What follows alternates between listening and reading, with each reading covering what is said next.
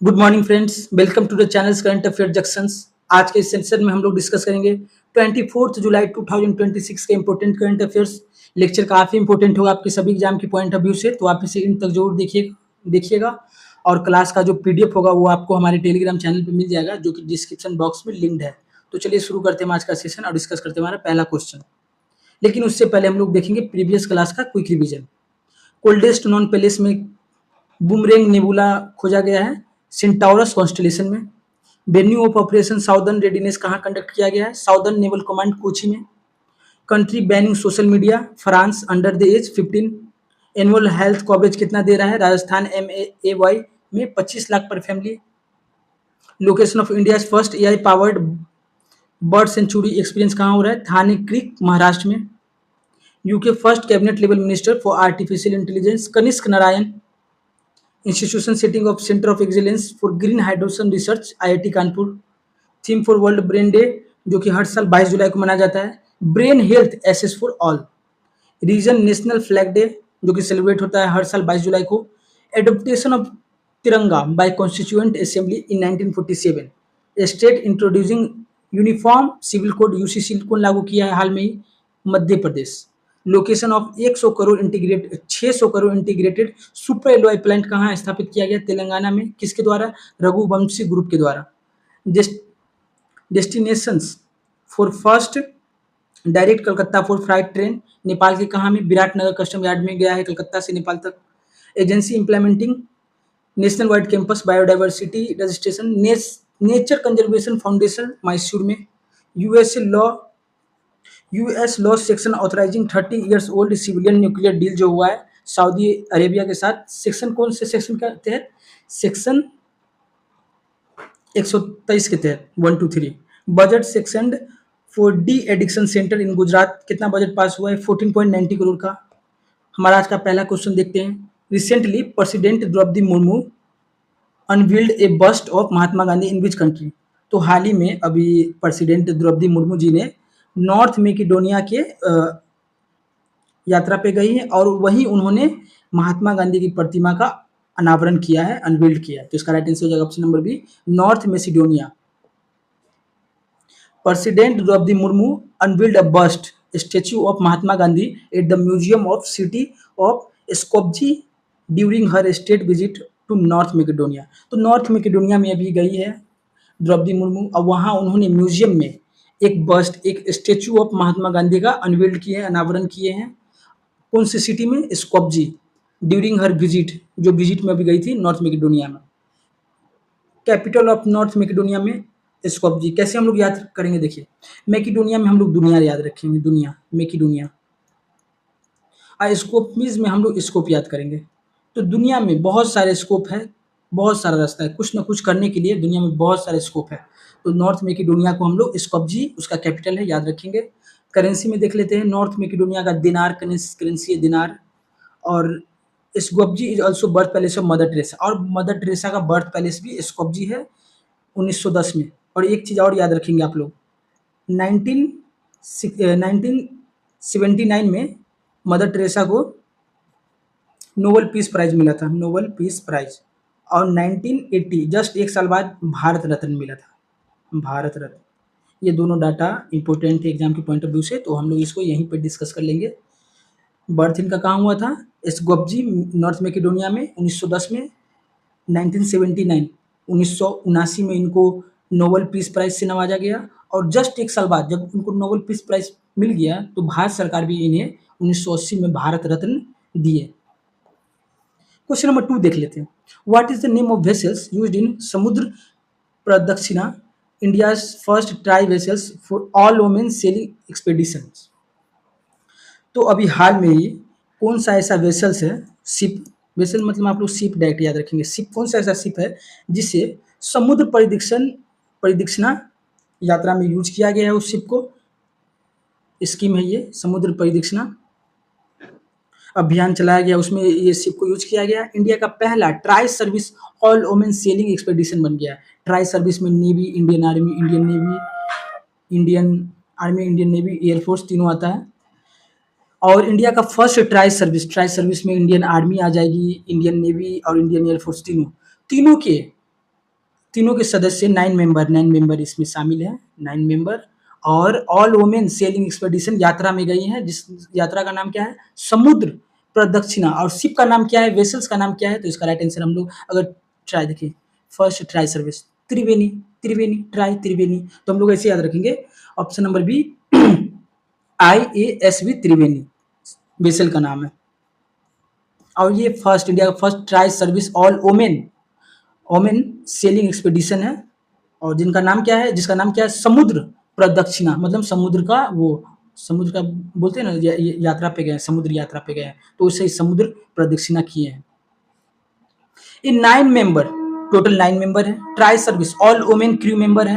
Completed 314 दिन का global circum navigation किए हैं, यात्रा पे गए, 314 दिन का यात्रा था। 9 मेंबर साथ में गए थे, ऑल वुमेन क्रू थे शामिल। एक्सपेडिशंस कवरिंग 25,500 नॉटिकल्स मिल्स, तो हम लोग को पता है एक नॉटिकल मिल कितना होता है, 1.85 किलोमीटर। तो वैसे ही 25,500 नॉटिकल मिल्स का यात्रा तय करके आई हैं ये लोग, बोर्ड्स द IABS त्रिवेणी। और नेवल का नाम क्या है, IASB त्रिवेणी। तो त्रिवेणी से आप लोग ट्राई सर्विस याद रखेंगे। और ये ऑल वुमेन क्रू मेंबर का था, 9 मेंबर शामिल थे।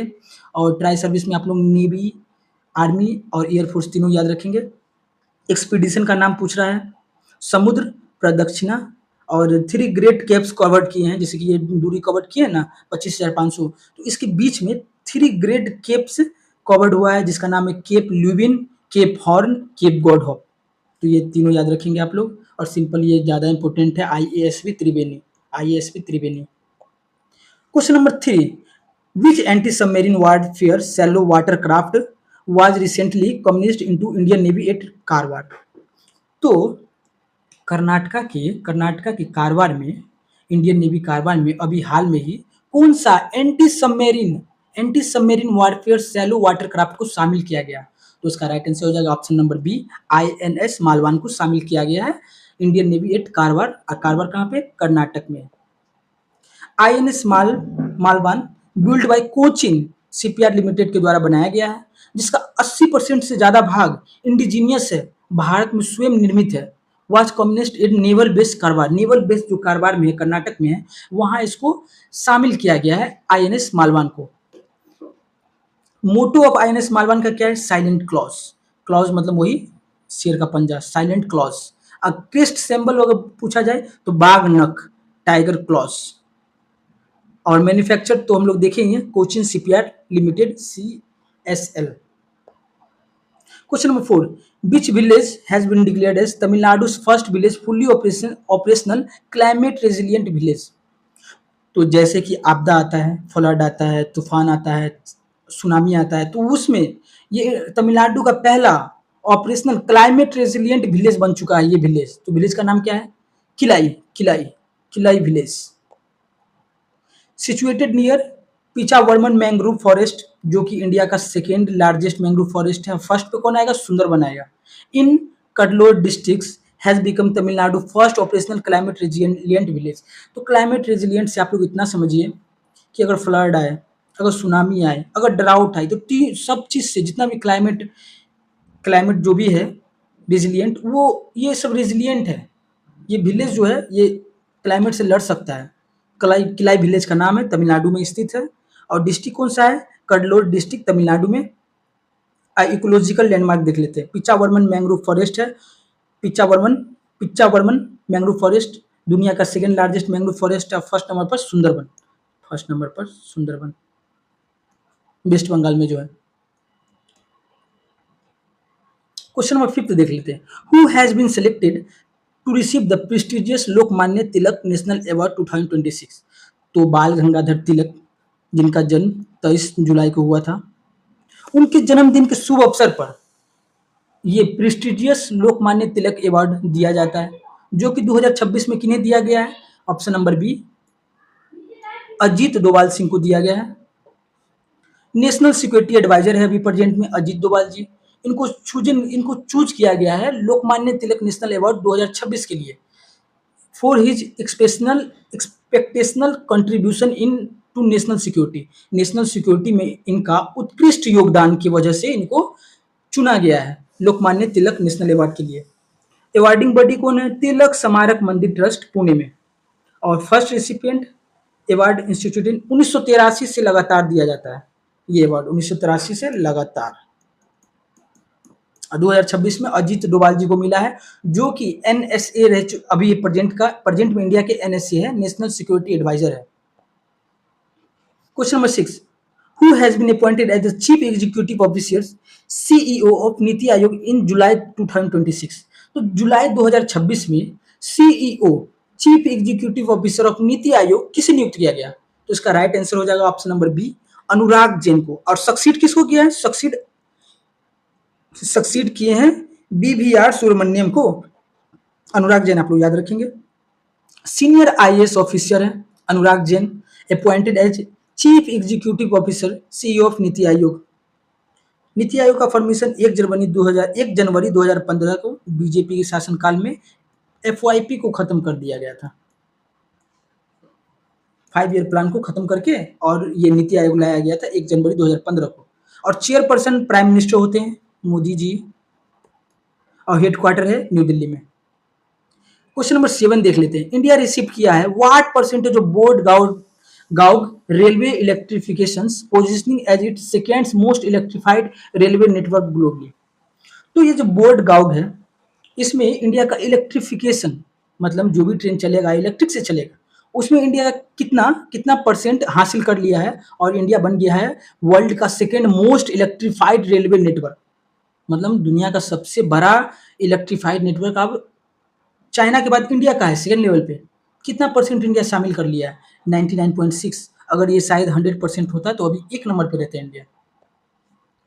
Indian railways achieved 99.6 electrification on of its broad gauge roots.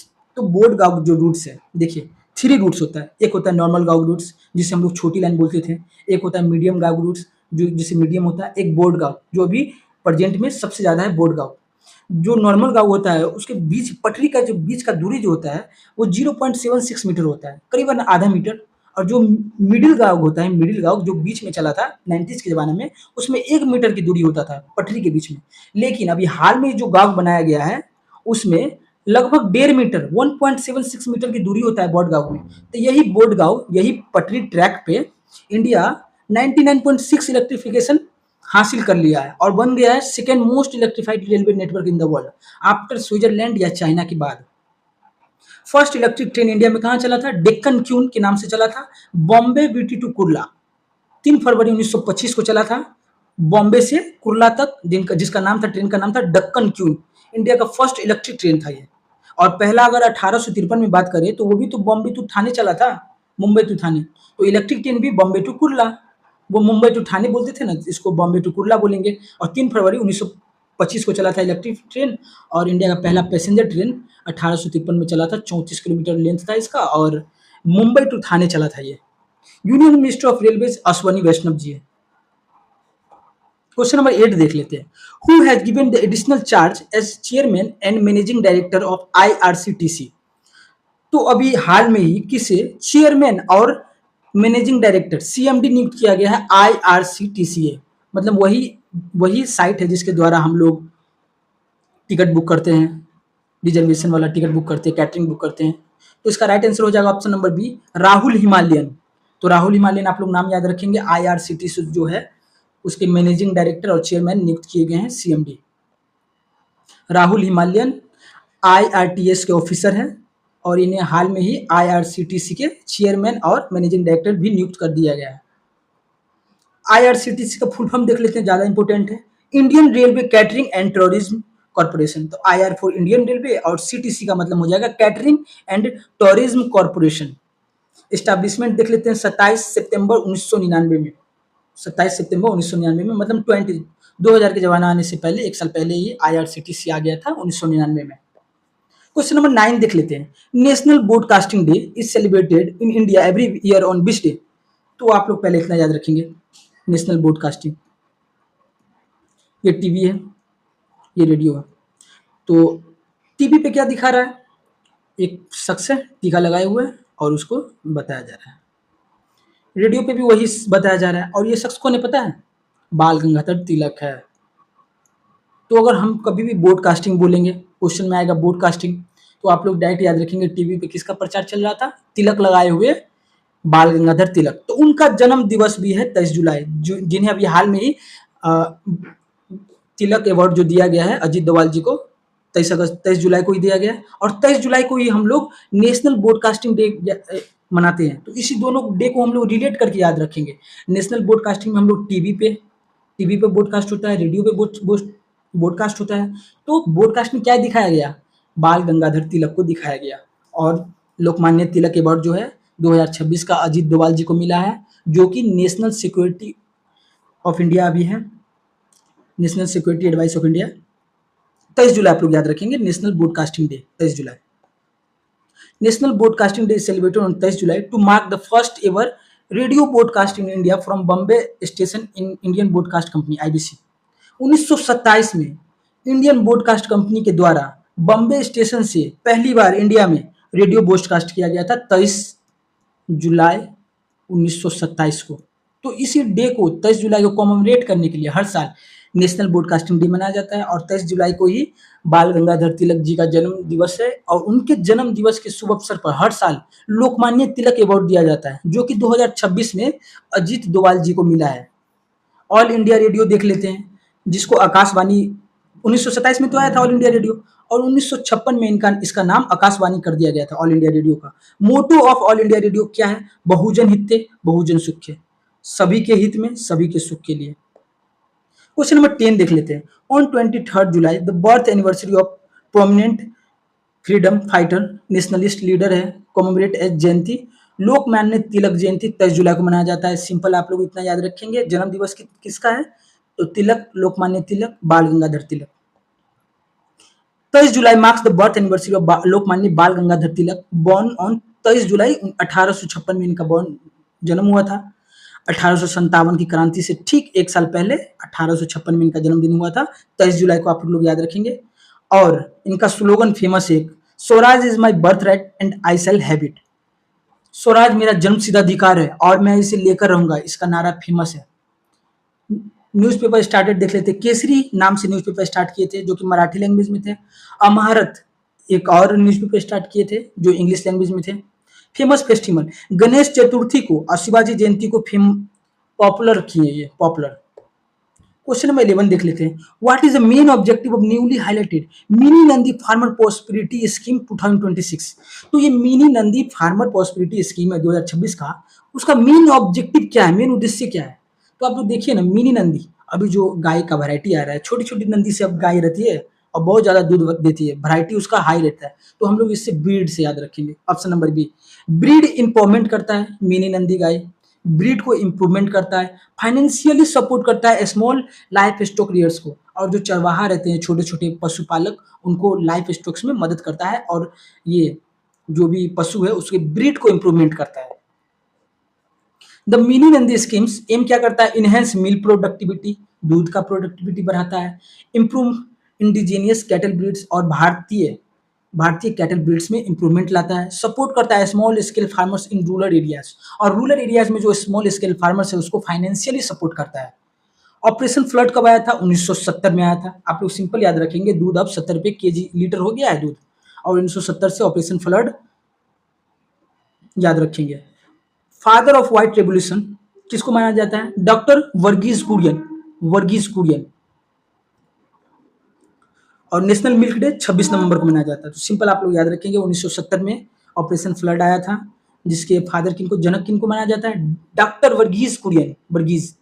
अब गीस से यह याद रखो ना, चीज याद रखो ना, चीज, गीस से चीज याद रखो। चीज क्या चीज से बनता है, दूध से बनता है। तो ये पनीर जो है, चीज जो है वो दूध से बनता है। तो वर्गीज कुरियन इनके फादर हो जाएंगे। और नेशनल मिल्क डे हर साल 26 नवंबर को मनाया जाता है, 26 नवंबर। क्वेश्चन नंबर 12 देख लेते हैं। Under rule 267 Rajya Sabha, what power is provided to member of parliament. तो जो राज्यसभा के जो नियम है 267 नियम के तहत संसद सदस्य को क्या अधिकार प्राप्त है। तो इसका राइट आंसर हो जाएगा option number B, to suspend the days listed business to discuss an urgent matter. तो कोई भी जैसे अर्जेंट मैटर आया, जो कि किसी की हेल्थ इशू है, स्टूडेंट की लाइफ पे है, कोई भी अगर अर्जेंट इशू आया, तो उसको सस्पेंड कर दिया जाएगा, जो कि लिस्ट में जो कि पहले से लिस्ट था कि इस दिन को ये मीटिंग होगा, उस लिस्ट को सस्पेंड करके ये अर्जेंट मीटिंग कराया जाएगा। तो आप लोग इतना याद रखेंगे। रूल का नाम क्या है? Rule 267 267 allows any member to move a motion to suspend the listed business of the day to discuss a issue urgent public importance, जो कि पब्लिक के हित में है, वो अर्जेंट इशू को कंडक्ट कराया जाएगा और लिस्टेड बिजनेस को सस्पेंड कराया जाएगा with the constant of the chairman, chairman की सलाह से। इनएक्टमेंट सोर्स देख लेते हैं। Rules of procedure and conduct of the business in the council of states, article 118 of the constitution, article 118 के तहत है ये सब। और सोल डिस्क्रिप्शन में देख ले, lies with the chairman vice president of Rajya Sabha. और जो ये रूल है वो किसके सहमति से जारी होगा? तो चेयरमैन ऑफ राज्यसभा जो कि वाइस प्रेसिडेंट होते हैं, और प्रेजेंट में इंडिया का वाइस प्रेसिडेंट सीपी राधाकृष्णन जी है। लोकसभा पैरेलल है एडजर्नमेंट मोशन रूल्स 56 से 63 के तहत। तो आप लोग सिंपल रूल 267 याद रखेंगे, जो कि अर्जेंट पब्लिक इंपोर्टेंस की मीटिंग को ये करता है, सस्पेंड करके और ये मीटिंग करवाता है। सिंपल इतना याद रखेंगे। Question number 13, the chief ministers breakfast scheme Tamil Nadu का है, has been recently renamed as what? तो हम लोग जानते हैं तमिलनाडु के अभी चीफ मिनिस्टर कौन बने हैं? विजय थालापति, विजय थालापति। तो इन्होंने जो प्रीवियस स्कीम से जो चला आ रहा था, चीफ मिनिस्टर ब्रेकफास्ट स्कीम, जो कि तमिलनाडु का फेमस स्कीम है, चीफ मिनिस्टर्स ब्रेकफास्ट स्कीम, उसका नाम चेंज कर दिए विजय थालापति। और क्या रख दिए हैं? ऑप्शन नंबर बी, पेरून थलावियार कमाजार ब्रेकफास्ट स्कीम। तो देखिए थालापति इनका नाम है, और जो स्कीम का नाम बदले उसमें भी थाला आ रहा है। कौन रन करवाएं स्कीम को? थालावियर और कमराजार ब्रेकफास्ट स्कीम। और ये भी फॉर्मर सीएम है, ये फॉर्मर सीएम ऑफ तमिलनाडु है, जिन्होंने मिड डे मील का शुरुआत किया था तमिलनाडु में, इसलिए इनका भी नाम ऐड किए हैं और थोड़ा सा अपना भी नाम ले आए हैं, Perunthalaivar Kamarajar breakfast scheme. Tamil Nadu government officially renamed कर दिए हैं चीफ मिनिस्टर ब्रेकफास्ट स्कीम का, और क्या नाम रख दिए हैं? Perunthalaivar Kamarajar breakfast scheme. इन जुलाई 2026 में कर दिए हैं। ऑनर किसको ऑनर किए हैं, किसको सम्मानित किए हैं? सीएम, फॉर्मर सीएम रह चुके हैं कमराजार, उनको। और ये जो नाम चेंज किए हैं उसमें भी इनका नाम ऐड किए हैं, कमराजार ब्रेकफास्ट स्कीम, और थोड़ा सा अपना भी नाम ऐड कर लिए हैं, पेरन थलावियर। ओरिजिनल लॉन्च कब हुआ था? 2022 में। कवरेज एक्सपेंशन देख लेते हैं। ओरिजिनली जो क्लास 1 से 5 तक को दिया जाता था ये mid day meal scheme, breakfast scheme, और अब जो 17 सितंबर से क्लास 6 to 8 को भी दिया जाएगा। हिस्टोरिकल नोट में देख लेते हैं। Came Kamarajar originally notice mid day meal जो 1956 में आया था और पूरे देश भर में लागू हो गया था, ये इतना अच्छा ये स्कीम था, मिड डे मील स्कीम 1956 में जो आया था। ये कमराजार जो है, कमराजार फॉर्मर सीएम रह चुके हैं तमिलनाडु के, इन्होंने ही लाए थे मिड डे मील स्कीम 1956 में। क्वेश्चन नंबर 14 देख लेते हैं। चाइना रिसेंटली लॉन्च किया है gravity first carrier rocket carrying how many satellites? तो चाइना ने ग्रेविटी 1 के नाम से कैरिंग रॉकेट लॉन्च किया है, जो कि कितना सैटेलाइट को ले जा रहा है ऑर्बिट में? तो इसका राइट आंसर हो जाएगा ऑप्शन नंबर सी, 9 सैटेलाइट को ले जा रहा है। China successfully launched commercial rocket है, ग्रेविटी फर्स्ट नाम है उसका, और जो कि कैरी कर रहा है 9 satellites into the designated orbit में ले जा रहा है सबको। डेवलपर कौन है? ओरियन स्पेस है, चाइना का कमर्शियल स्पेस फंड डेवलपर है, ओरियन स्पेस नाम है इसका। रॉकेट टाइप क्या है? सॉलिड फ्यूल टाइप है, कमर्शियल लॉन्च व्हीकल है। और चाइना का कैपिटल हो जाएगा बीजिंग, करेंसी हो जाएगा रेनिम्बनी। क्वेश्चन नंबर 15, और ये हमारा आज का लास्ट क्वेश्चन होगा। Who secured India's first conferred medal at the Commonwealth games 2026 in Glasgow Scotland? तो हाल ही में 2026 में जो कॉमनवेल्थ गेम्स हो रहा है, CWG जो कंडक्ट हो रहा है, वो कहाँ हो रहा है? ग्लासगो स्कॉटलैंड में हो रहा है। तो वहाँ पे इंडिया की एक जो बॉक्सर है, उन्होंने अपना फर्स्ट कंफर्म्ड मेडल कर चुकी है, मतलब कि वो अभी सेमीफाइनल में एंट्री मार चुकी है। यहाँ से वो हारेंगे भी तो कुछ ना कुछ मेडल उनको आ जाएगा। तो फर्स्ट कंफर्म्ड मेडल ये इन्होंने अपना सेट कर लिया है, जिनका नाम है ऑप्शन नंबर बी, लवलीना बोर्गोइन।